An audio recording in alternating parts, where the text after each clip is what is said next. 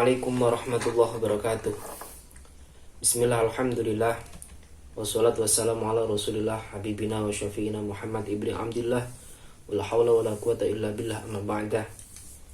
Para sahabat-sahabat dimanapun anda berada, syukur alhamdulillah pada kesempatan kali ini kita masih diberikan kekuatan oleh Allah, masih diberikan rahmatnya, sehingga kita masih bisa melaksanakan ibadah puasa di bulan Ramadan yang suci ini. Para sahabat yang berbahagia, pada kesempatan kali ini saya akan menyampaikan sedikit tentang keutamaan ibadah puasa. Di dalam hadis qudsi dikatakan, kullu hasanatin bi'ashri amsalihah ila sab'i mi'ati dhi'fin illa syiyama fa innahu li wa ana ajzibih. Yang artinya, setiap amal baik pasti akan mendapatkan pahala 10 kali bahkan sampai 700 kali. Kecuali ibadah puasa, karena ibadah puasa hanya untukku dan hanya aku yang berhak untuk membalasnya. Dari sini bisa kita ketahui sahabat bahwasanya semua ibadah kecuali ibadah puasa, ketika kita melaksanakannya maka kita akan mendapatkan balasan pahala 10 kali sampai 700 kali. Semisal contoh, ketika kita membaca satu sholawat, kita akan mendapatkan pahala 10 kali.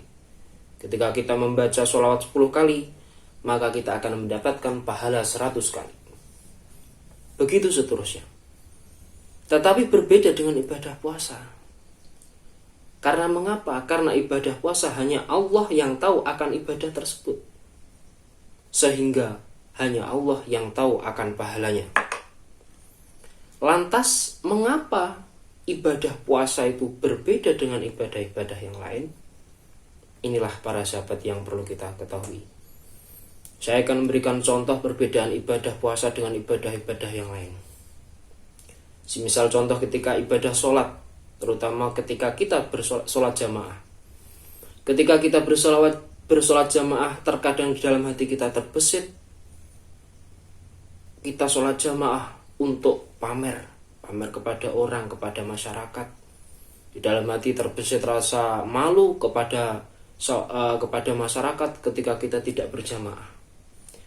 Kadang di dalam hati ada rasa ingin dipuji oleh seseorang yang kita cintai.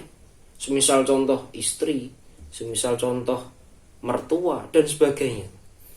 Itu menunjukkan bahwasanya sholat kita itu disertai dengan riya, yang sehingga sholat tersebut tidak murni hanya untuk Allah. Seperti itu. Semisal contoh lagi ketika seseorang melakukan perjalanan atau kita melakukan perjalanan. Di suatu jalan kita mendapati masjid yang sedang dibangun. Di situ banyak orang yang menunggu kotak amalnya. Ketika banyak orang yang menunggu kotak amal tersebut, di dalam hati kita terbesit untuk memberikan sedekah kepada orang itu. Tetapi ketika tidak ada orang yang menjaganya, cuma kotak amal saja, dalam hati kita tidak jadi untuk bersedekah.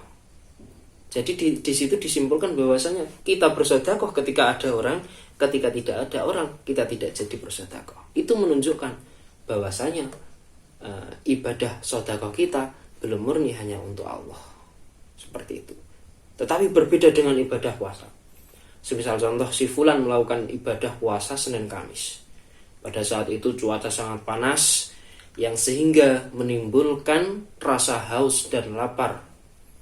Pada saat itu si fulan masuk ke dapur, dan di situ dia mendapati berbagai macam makanan-makanan dan minuman yang lezat. Di situ ada sayur kol, ada brokoli, ada sambal terong, ada belendrang tewel, atau bisa di dalam arti yesterday ya. Jadi yesterday itu kemarin, jadi jangan yang kemarin. Itu adalah makanan-makanan yang enak, apalagi ketika kita sedang lapar. Ketika kita sedang lapar, si fulan tadi lapar sekali, lalu melihat berbagai macam makanan yang enak. Tetapi karena dia puasa, dia tidak memakannya. Jadi walaupun ada makanan yang enak dan tidak ada orang yang tahu, tetapi dia tidak memakannya. Itu menunjukkan bahwasanya puasanya tersebut murni untuk Allah Subhanahu wa Ta'ala. Jadi seperti itu. Bahkan Nabi bersabda, namu so'im ibadatun. Tidurnya orang yang puasa itu ibadah. Nah, ini. Jadi di sini bisa disimpulkan kalau tidurnya orang yang puasa saja itu ibadah, apalagi ketika kita melakukan ibadah yang lain, semisal contoh kita tadarus, kita traweh dan sebagainya. Ya, otomatis ibadah kita pahalanya akan berlipat ganda dibanding hari-hari biasanya. Jadi marilah para sahabat, kita tingkatkan ibadah puasa kali ini. Semoga ibadah kita menjadikan kita lebih takwa sesuai firman Allah yang berbunyi, a'udzubillahi minasyaitonirrajim, bismillahirrahmanirrahim. Ya ayyuhalladzina amanu kutiba alaikumusyamu kama kutiba alal ladzina min qablikum la'allakum tattaqun. Ya ayyuhalladzina amanu, wahai orang-orang yang beriman, kutiba alaikumusyamu, diwajibkan kepada kalian semua puasa. Kama kutiba alal ladzina min qablikum, seperti halnya diwajibkannya puasa kepada kaum-kaum sebelummu. La'allakum tattaqun, supaya kalian menjadi lebih takwa. Baik para sahabat, saya kira cukup sekian, kurang lebihnya mohon maaf. Saya akhiri, wassalamualaikum warahmatullahi wabarakatuh.